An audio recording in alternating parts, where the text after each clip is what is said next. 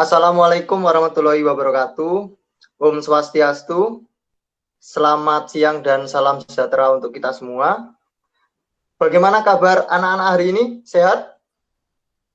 Sehat, Pak.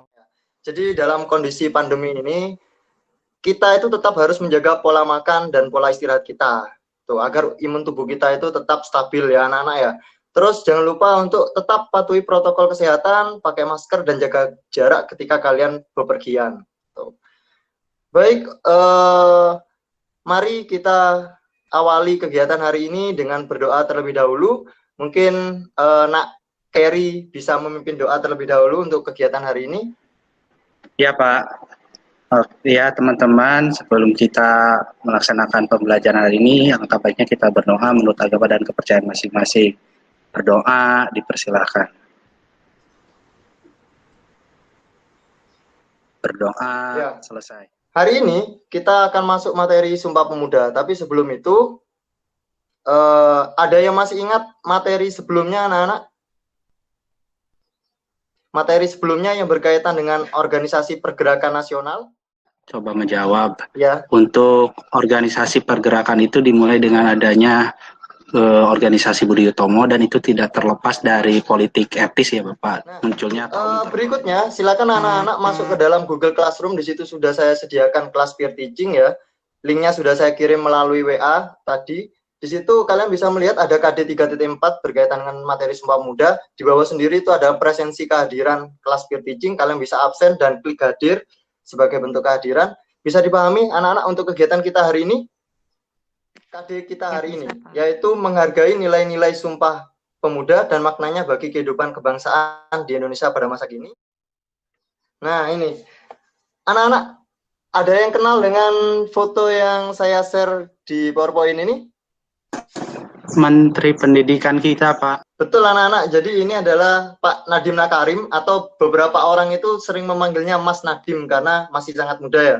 Beliau adalah Menteri Pendidikan dan Kebudayaan. Nah ini, Trikoro Darmo itu dalam arti bahasa Indonesianya adalah 3 tujuan mulia yang terdiri dari semboyan sakti Yong Sumatera Bon, berdiri di Jakarta dan Bukit Tinggi pada 9 Desember 1917 oleh Muhammad Hatta. Kita kenal bahwa Muhammad Hatta itu pada nantinya beliau dikenal sebagai Bapak Koperasi Indonesia ya. Dan Muhammad Yamin itu pada nantinya dikenal sebagai Bapak Sejarah Indonesia. Nah berikutnya yaitu Perhimpunan Indonesia. Didirikan pada 1908 di Belanda dengan nama Kongres Pemuda I. Itu dilakukan pada tanggal 30 April sampai 2 Mei 1924. 2 Mei 1926 di Jakarta. Hasil keputusannya semua perkumpulan pemuda bersatu ke dalam organisasi. Mereka memutuskan untuk bertemu dan berkumpul kembali di Jakarta yaitu pada bulan Juni 1928. Nah, tujuan utama dari perkumpulan itu adalah mereka ingin membahas secara detail identitas bangsa Indonesia dalam pertemuan Kongres Pemuda dari Sumpah Pemuda itu berlangsung pada tanggal 26 sampai 28 Oktober 1928 di Gedung Indonesia Club Jalan Keramat Raya 106 Jakarta. Wakil dari organisasi pemuda ada Yong Java, Yong Sumatera Bon, Pemuda Indonesia, Sekarukun, Yong Islameten Bon, Yong Batak, Yong Selebes, Pemuda Bedawi, dan PPPI atau Perhimpunan. Ada yang masih ingat isi Sumpah Pemuda seperti apa? Coba ada yang bisa membantu saya? Isi Sumpah Pemuda ada 3. Yang pertama itu kami putra-putri Indonesia mengaku bertumpah darah satu tanah air Indonesia. Kemudian yang kedua, kami putra dan putri Indonesia mengaku berbangsa satu bangsa Indonesia. Yang ketiga, kami putra-putri Indonesia menjunjung bahasa persatuan bahasa Indonesia. Ya betul, Raden Ajeng Kartini ya. Yang terkenal bukunya itu adalah Habis Gelap Terbitlah Terang. Jadi perlu kalian ketahui bahwa Habis Gelap Terbitlah Terang sebenarnya bukan buku yang sengaja dibuat oleh R.A. Kartini. Tapi pada masa pingitan, Kartini itu sering menulis surat kepada sahabatnya ketika sekolah yaitu Mr. Abendanon. Nah, Mr. Abendanon itu mempunyai inisiatif untuk mengumpulkan surat-surat Ibu Kartini. Tuh, setelah dikumpulkan, akhirnya muncullah suatu ide untuk menerbitkan buku itu, yaitu dengan judul Habis Gelap Terbitlah Terang. Kira-kira ini, mungkin bagi anak-anakku yang perempuan, kira-kira menurut kalian, makna habis gelap Habis terbitlah terang gelap itu apa? terbitlah terang bisa diartikan ketika kita pada zaman dahulu itu masih terbelakang, seperti itu dalam artian perempuan hanya dipandang sebelah mata, kemudian perempuan itu hanya bisa kerjaannya di dapur, kemudian tidak bisa berpolitik. Nah, dengan adanya sosok Kartini, jadi emansipasi wanita pada saat itu makin terdepan, Bapak, seperti itu. Ya, betul sekali, Nak Komang.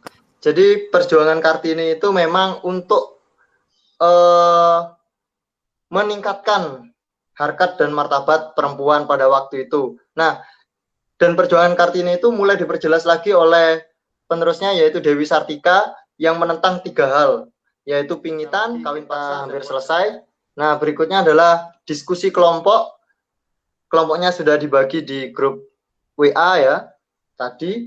Nah, kelompok pertama itu membahas tentang hubungan Sumpah Pemuda dengan penguatan jati diri bangsa. Dan kelompok kedua, peran pemuda. Ingatkan bahwa hasil diskusi kelompok ini nanti kalian buat dalam bentuk tulisan ya. Tidak perlu panjang, jadi dalam bentuk artikel pendek saja. 2-3 halaman nanti dikumpulkan sebagai tugas keterampilan. Perwakilan kelompok 1 ya. Nah, barusan sudah didiskusikan dengan teman-teman yang lain tentang hubungan Sumpah Pemuda dengan penguatan jati diri bangsa. Saya coba jawab, Pak, bahwa Sumpah Pemuda itu mampu mempersatukan seluruh rakyat Indonesia yang beraneka ragam, baik dari segi budaya, bahasa, daerah, suku, maupun kebudayaan. Di mana sebelumnya beberapa organisasi pergerakan itu masih beberapanya bersifat Pak. Ya, bagus Nak Keri, bagus sekali jawabannya, sudah sangat tepat ya. Jadi pada waktu itu seluruh pemuda dari Sabang sampai Merauke itu berkumpul dan mereka menyepakati bahwa mereka adalah suatu bangsa yang satu ya, dengan menggunakan bahasa juga yang satu. Meskipun pada waktu itu di awal-awal pertemuan di Kongres Pemuda 1, itu banyak sekali dari pemuda-pemuda Indonesia itu yang masih menonjolkan unsur kedaerahannya masing-masing. Tapi setelah kesepakatan di Sumpah Pemuda 2, mereka menghilangkan unsur kedaerahannya dan mereka mengakui tentang kebangsaan mereka, yaitu bangsa Indonesia.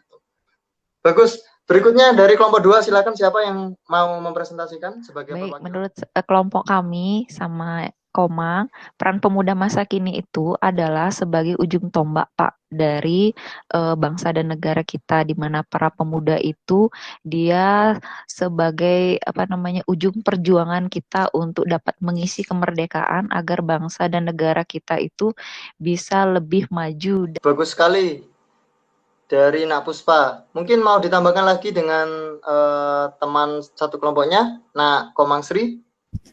Ini Bapak, saya tambahkan sedikit Pak. Jadi para pemuda di sini jadi pemuda adalah agennya perubahan Pak, dalam perubahan ke arah kemajuan itu bisa dilakukan apabila para pemudanya memiliki rasa persatuan, kesatuan, dan semangat untuk melakukan perubahan ke arah yang lebih maju Bapak. Agent of change. Seperti itu Bapak. Ya, bagus sekali. Nah, Komang Sri. Jadi peran pemuda di sini sangat penting ya. Apalagi kalian yang sebagai pelajar itu adalah harapan bangsa di masa depan. Tuh. Jadi nasib bangsa Indonesia itu berada di tangan para pemuda. Merupakan peristiwa yang sangat penting dalam upaya membangun jati diri bangsa Indonesia melalui Kongres Pemuda 2 pada tanggal 28 Oktober 1928 telah digelorkan semangat persatuan dan kesatuan yang sangat penting artinya bagi perjuangan rakyat Indonesia pada masa-masa berikutnya dengan secara nyata menunjukkan identitas keindonesiaan Indonesia mereka sebagai tujuan. Mungkin ada yang mau merefleksi kegiatan kita hari ini.